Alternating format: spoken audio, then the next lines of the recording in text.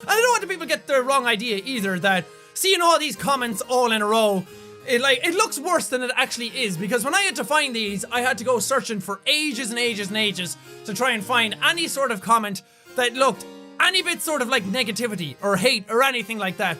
So that's why none of them are actually anything bad or anything over the top, because it was really, really hard to find anything. And that's a testament to you guys. Any of you who watch these videos or are part of this community, you're all so nice all the time and so nice to each other and so welcoming and warm and just lovable all the time that it was really hard to try and find anything that looked like any sort of negativity. So thank you for that. That's super nice. Every now and then somebody will come along to try and tear you down anyway. No matter what you do, no matter who you are, somebody will be there to try and hate on you.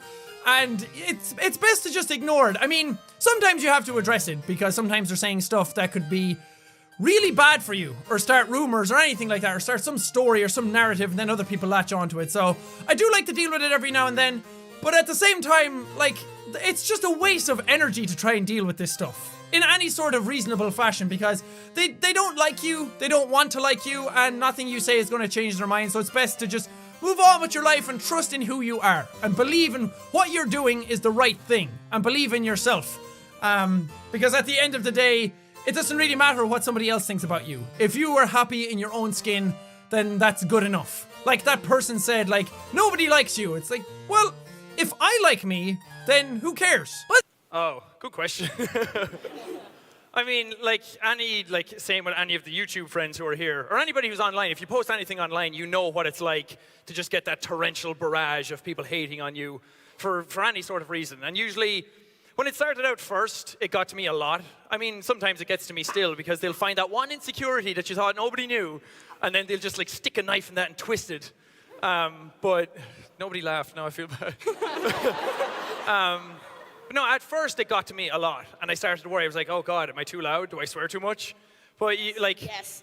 Again, the positive stuff kind of balances it out. But you don't want to go too far either side. If you go too much into the negative, then you'll be miserable and you won't enjoy what you're doing anymore. If you go too much to the positive, you'll start thinking you're fantastic, and then you'll neglect all that positive feedback all the time, or constructive feedback, as you said. So it's a very hard balancing act all the time, like to go through the comments, because to get to the good stuff, you have to go through the bad stuff all the time. So I don't know, you kind of have to think outside of what it actually is. You have to understand why these people post these things. Most times they don't even mean it.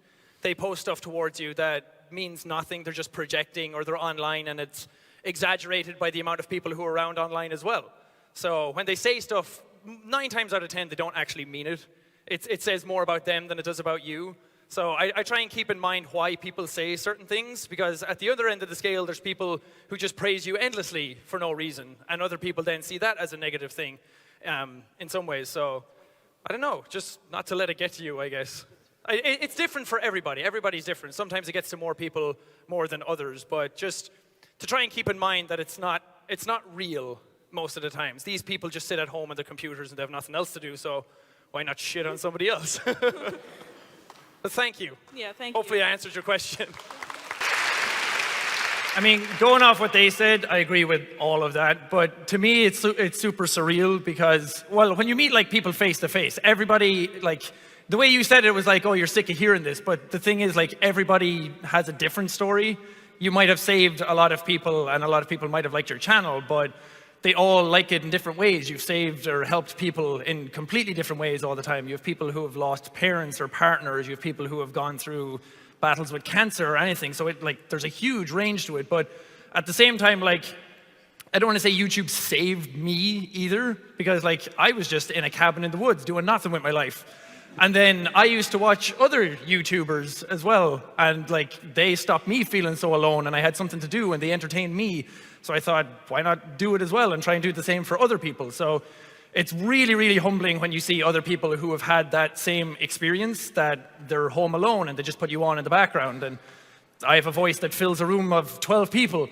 But yeah, it's really cool. And like Bob said, it keeps the message positive then. And it keeps you grounded, and it keeps you humble as well, knowing that there's like individual people, like it may be 12 million, but those are all like single people who have clicked subscribe onto your channel and who watch your videos. So it's crazy.